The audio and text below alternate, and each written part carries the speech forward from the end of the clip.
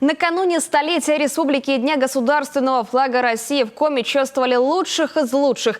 Торжественная церемония вручения государственных наград Российской Федерации и Республики Коми прошла сегодня в администрации главы. От имени президента и правительства России ордена и медали вручил глава Коми. От тех, кто удостоился наград, Дарья Вологжанина.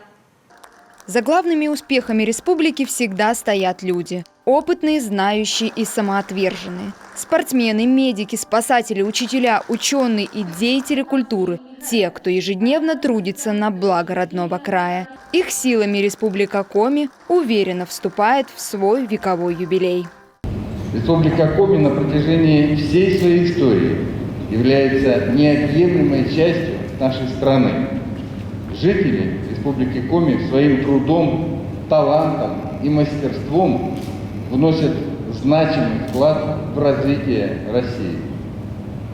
Я не устану повторять, что именно люди являются главным богатством республики.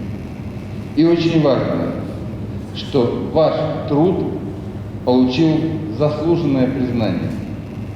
Сегодня чествовали лучших. Каждый важен, каждый на своем месте. Людей, которые отдали десятилетия любимому делу и готовых трудиться дальше.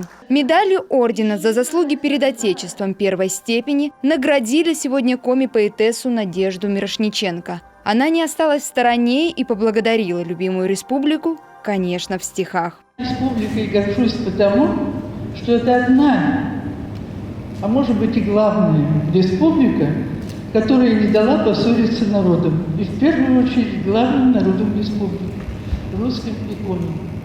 Сыктывкарские весны, у меня есть вальс, Нестеров написал замечательный вальс. Сыктывкарские зимы, под луною полярной, сеют пух тополя.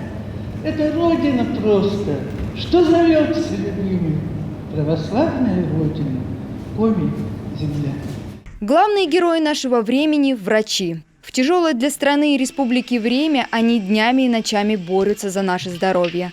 Врач-анестезиолог, реаниматолог Эжвинской больницы Виктория Драгун за большой вклад в борьбу с коронавирусной инфекцией, самоотверженность и высокий профессионализм получила сегодня орден Пирогова. В свои небольшие 35 лет и не думала, что будет держать в руках такую высокую награду. Для меня эта награда стала полной неожиданностью. Новость пришла летом. Я была мало, кстати, удивлена.